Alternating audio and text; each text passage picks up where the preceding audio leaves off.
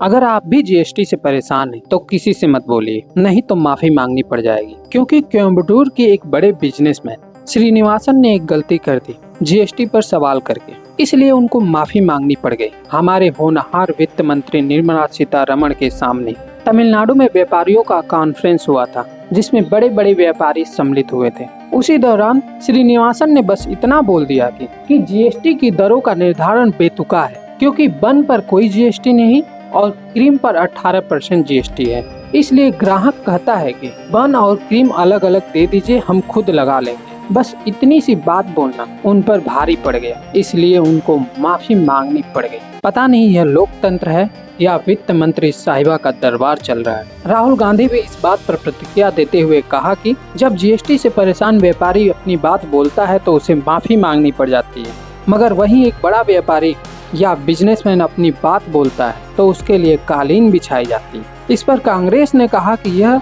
घटना तमिलनाडु का अपमान है। जो वीडियो आपने देखे, इसमें से पहला वीडियो कोयम्बटूर का है, 11 सितंबर का है। 11 सितंबर को भाजपा ने अपनी मेंबरशिप ड्राइव के तहत लोगों को आमंत्रित किया था। निर्मला सीतारमण वित्त मंत्री हैं, उनसे मिलने के लिए।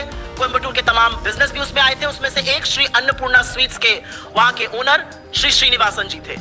उन्होंने खड़े होकर अपनी व्यथा बताई। उन्होंने कहा कि मेरी एक मिठाई की दुकान है, वहां पर मीठे पर 5%, नमकीन पर 12%, प्लेन बन पर 0 और अगर क्रीम लगाता हूं तो उस बन पर 18% जीएसटी लगता है। तो कई बार तो कस्टमर बन अलग और क्रीम अलग ले लेते हैं, हमें तो समझ में नहीं आता कौन सा जीएसटी लगाए।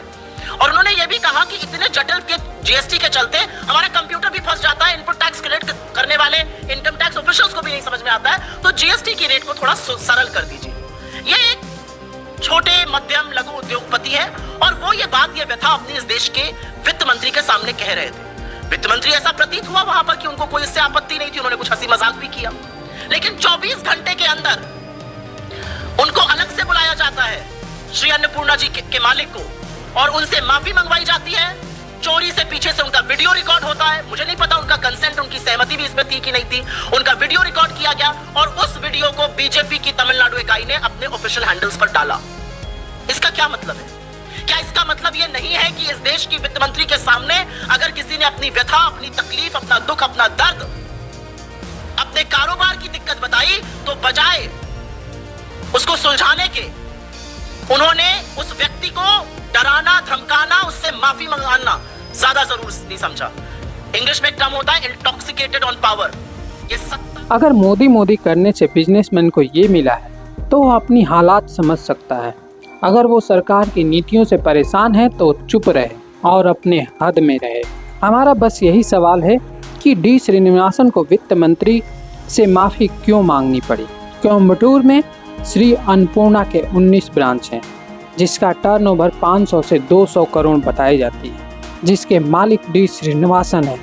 अब आप सोचिए कि एक बड़े व्यापारी की ये हालात हैं, जिसे बोलने पर माफ़ी मांगनी पड़ जाती है, तो छोटे व्यापारियों की हालात क्या होंगे।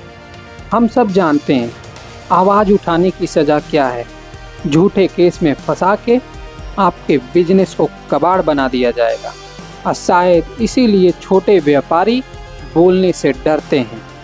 सेबी के चीफ पर इतने बड़े आरोप लगे मगर वित्त मंत्री साहिबा चुप रहीं, और एक व्यापारी के सवाल पूछने पर माफी की सजा। आप इसे वित्त मंत्री का अहंकार कहिए या सत्ता का नशा, आप पर निर्भर करता है। यह नया भारत है जहां सवाल पूछना और अपनी पीड़ा बताना दोनों गलत है। इस वीडियो में बस इतना ही। मिलेंगे नए वीडियो में नए मुद्दे के साथ। तब तक के लिए चैनल पर नए हैं तो चैनल को सब्सक्राइब करें और शेयर करें। जय हिंद, जय भारत।